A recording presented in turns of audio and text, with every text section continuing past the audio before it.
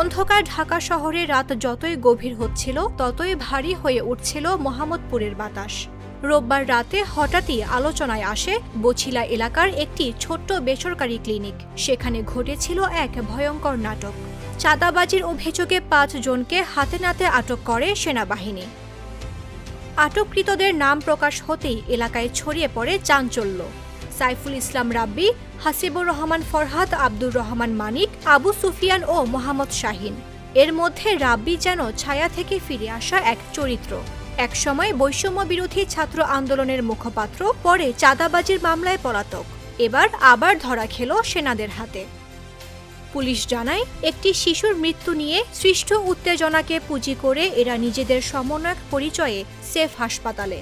মুহূর্তেই দাবানলের মতো ছড়িয়ে পড়ে আতঙ্ক।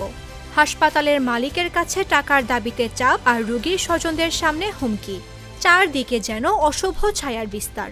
ঠিক তখনই গোপন ফোন কলে নড়ে চড়ে বসে সেনাবাহিনী। দ্রুত অভিযান চালিয়ে ৫ জনকেই পাকড়াও করে। কিন্তু এখানেই শেষ নয় রহস্যের। ধরা পড়া রাব্বি আগেও ধানমন্ডির মব তৈরির ঘটনায় গ্রেফতার হয়েছিল। পরে রাজনৈতিক ছত্রছায়ায় বেরিয়ে আসে। তার নাম জড়িয়ে আছে প্রকাশক গোলাম মুস্তফার বাসা ঘেরাওয়ের সঙ্গেও। বারবার ধরা পড়েও অদৃশ্য কোনো শক্তি তাকে রক্ষা করে আসছিল বলে অভিযোগ স্থানীয়দের। এবারও কি সেই ছায়া শক্তি সক্রিয় হবে? থানার ওসি কাজী রফিক নিশ্চিত করেন তাদের বিরুদ্ধে মামলা হবে। কিন্তু প্রশ্ন একটাই, যে রাব্বি এতবার ধরা পড়ে আবার ছুটে আসে, সে কি এবারও আইনের ফাঁক দিয়ে বেরিয়ে আসবে, নাকি মোহাম্মদপুরের রাত এবার সত্যিই শেষ করবে তার ছায়ার খেলা? এলাকা জুড়ে এখনো চাপা আতঙ্ক।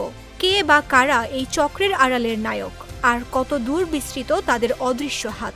নিউজ ডেস্ক, জাগো নিউজ। আপনার প্রিয় কাপড়ের যত্নে এলো এনজাইম সমৃদ্ধ Arik silver wash detergent powder, 500 গ্রাম মাত্র 70 টাকা। প্রিমার্ক।